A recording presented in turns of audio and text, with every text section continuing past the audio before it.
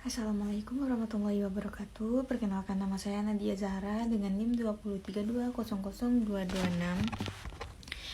Saya adalah salah satu mahasiswa UIN Sultan Saifuddin Jambi.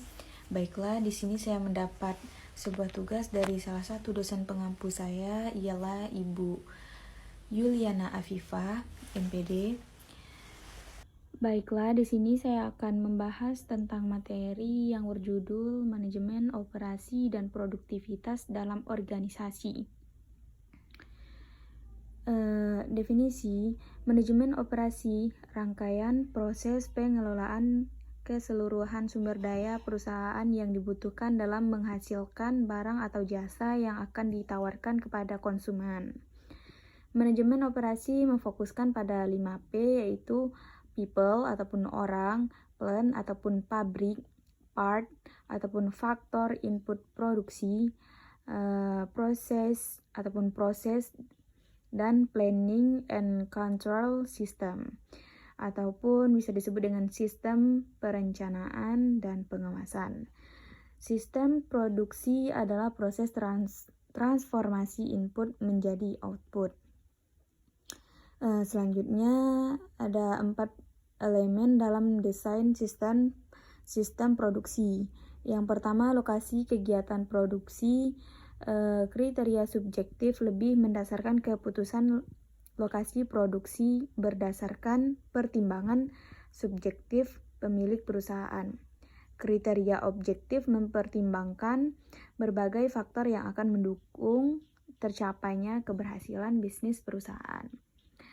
4 elemen dalam desain sistem produksi. Yang kedua,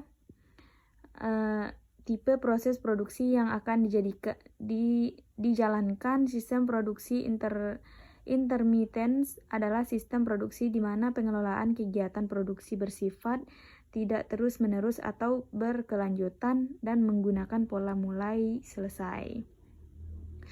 Sistem produksi yang berlanjutan adalah sistem produksi di mana pengelolaan kegiatan produksi bersifat terus-menerus dan untuk jangka waktu yang relatif panjang.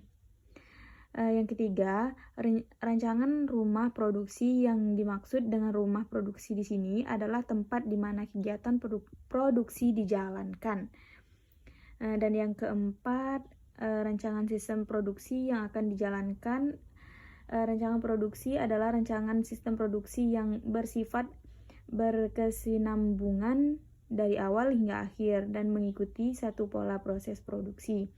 Rancangan proses adalah rancangan sistem produksi yang proses produksinya mengikuti jenis proses yang harus dilakukan, tak selalu harus mengikuti seluruh proses yang ada. Selanjutnya, teknik perencanaan dan pengawasan produksi. Perencanaan produksi adalah proses pengambilan keputusan mengenai produk apa yang akan dibuat, di mana, kapan, dan bagaimana produk tersebut akan dibuat. Pengawasan produksi adalah proses yang dilakukan untuk memastikan bahwa kegiatan produksi sesuai dengan apa yang telah direncanakan dan sesuai dengan standar yang telah ditetapkan. Selanjutnya, manajemen persediaan. Persediaan, berbagai produk yang diperlukan perusahaan untuk melakukan proses produksi.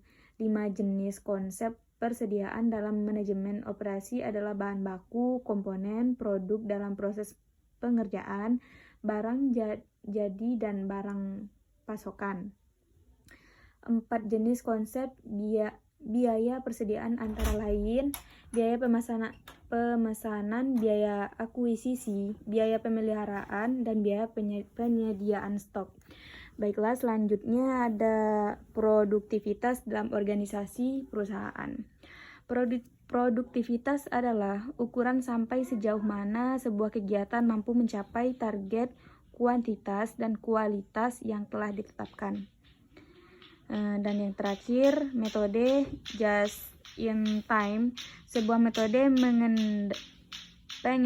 pengendalian proses produksi dengan jalan minimumkan pengelolaan persediaan melalui penggunaan seluruh material dan bahan produksi dengan jalan hanya mendatangkan pada saat tertentu ketika kegiatan produksi dilakukan.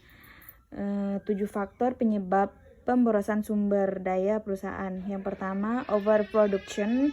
Yang kedua, wiping. Yang ketiga, transportation. Yang keempat, processing. Selanjutnya, mention, stock, dan defective products.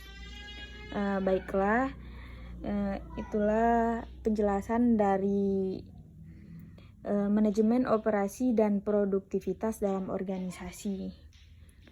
Cukup sekian, saya tekan. Terima kasih. Wassalamualaikum warahmatullahi wabarakatuh.